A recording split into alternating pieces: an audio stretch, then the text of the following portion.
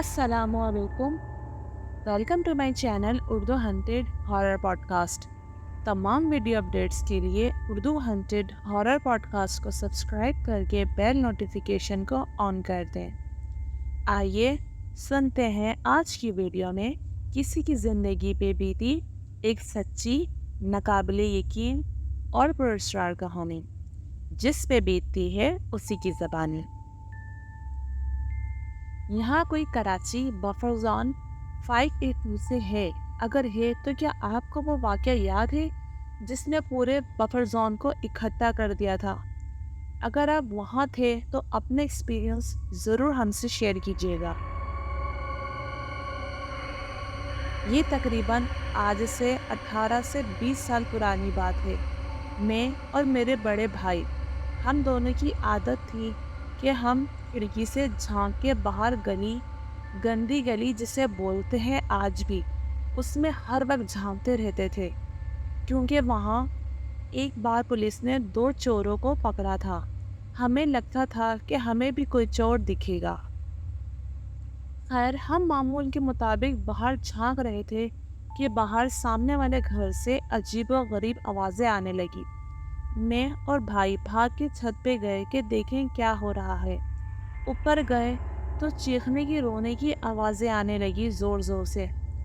हम नीचे आए, अब्बू को बताया कि अब्बू शायद उनके घर में डाकू आ गए हैं। अब्बू ऊपर आए, हमने देखा तो उनका टीवी दिख रहा था जो ऑन था, और सब घर वाले एक सर्कल में बैठे हुए थे, और बीच में एक औरत थी जिसके बाल खुले हुए थे। वो चीख रही थी, फिर जोर जोर से हंसती। अब्बू ने कहा कि छोड़ो, टीवी भी चल रहा है, इनके घर का मामला होगा, जाने दो। वो लोग न्यू रेंट पर आए थे और नए किराएदार होने की वजह से उन्हें कोई जानता भी नहीं था। खैर, शाम को हम मामू की बरसी में चले गए। रात को जब वापस आए हैं तो ऐसी खौफनाक आवाज़ें कि अब्बू भी डर गए। जब खिड़की से झांक के देखा तो सामने 2 आदमी मुस्तकिल पहरा दे रहे थे, और वो औरत चीखें मार रही थी, गंदी गंदी गालियां दे रही थी कि झाड़ू लगाओ, सफाई करो, घर को पाक करो, वरना देख तेरा क्या हाल करती हूँ। फिर एक आवाज़ ऐसी आई जैसे लाउड स्पीकर पे बोला गया हो कि दुरूद शरीफ पढ़ो। फिर दूसरी आवाज़ आती है, तेरे खून से नहाऊंगी। और अगेन गालियाँ, और वही खौफनाक हंसी जैसे कोई हॉरर शोज में आती हैं। बस ये अल्फाज सुनते ही हम सब की जान निकल गई। अब्बू समझ गए ये लड़ाई का नहीं, कोई दूसरा ही मामला है। अम्मी ने जाकर सामने वाली आंटी को बताया। बस उनको बताने की देर थी कि पूरे इलाके में बात फैल गई। रात 1 बजे के बाद से जो हमारे घर में ख़वातीन की लाइन लगी है, एक के बाद एक आंटी हमारे घर से झांकती और अपने कानों से सब सुनती और फिर तबसरे करती।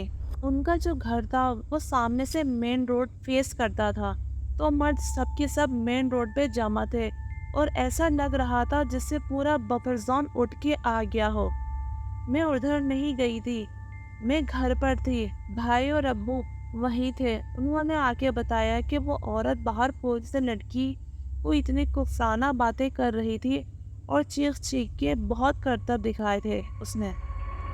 पर मैं भूल गई बिकॉज ये सब मर्दों ने देखा था। फीमेल्स हमारे घर में जमा थी, बाकी घर के बाहर थी। खैर, इतने में फिर पुलिस आ गई। दरवाज़ा नहीं खोला घर वालों ने।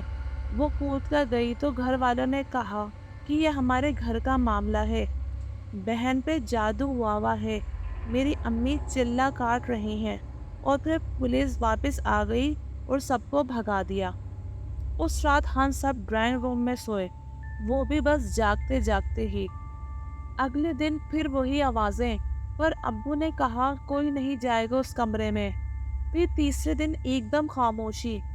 कुछ दिन बाद उनके भाई से मेरे भाई की दोस्ती हुई और छोटी बहन भी मेरे घर आई। मेरी उससे दोस्ती हो गई।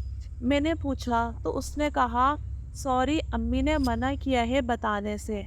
हाँ, पर उसकी बहन अब ठीक हो गई थी, पर वह बहुत अजीब थी, परियों की, जिन्नात की बातें करती रहती थी, इसलिए हम उसे इग्नोर ही करते थे। پھر وہ لوگ چلے بھی گئے۔ کچھ دن بعد بھائی کو ان کا بیٹا ملا۔ اس نے بتایا امی کا ہارٹ فیل ہو گیا، امی کی ڈیتھ ہو گئی ہے۔ بس اللہ جانے کیا معاملات تھے، مگر یہ کچھ ایسا تھا جسے ایک نہیں دو نہیں بلکہ بہت سے لوگوں نے اپنی آنکھوں سے دیکھا تھا۔ کیونکہ میرا بڑا بھائی ایسا ہے کہ اسے ہر ایک کی سٹوری فیک لگتی ہے، پر آج بھی وہ کہتا ہے کہ میں نے جو اپنی آنکھوں سے دیکھا وہ نارمل نہیں تھا، اور کوئی تھا وہاں تو بتائے کہ ایسا کیا دیکھا تھا سب نے۔ بھائی کہتا ہے کہ وہ لڑکی پوری پول سے صاف ایک ہاتھ سے لٹکی ہوئی تھی اور ایسے جھول رہی تھی جیسے اسے کوئی مسئلہ ہی نہ ہو۔ سیکنڈ فلور جتنی ہائٹ تک پول کی، اور کپڑوں پہ خون بھی لگا ہوا تھا، جس کی وجہ سے ہی پولیس گھر میں کودی تھی۔ اور یہ واقعہ میں آج تک نہیں بھولی۔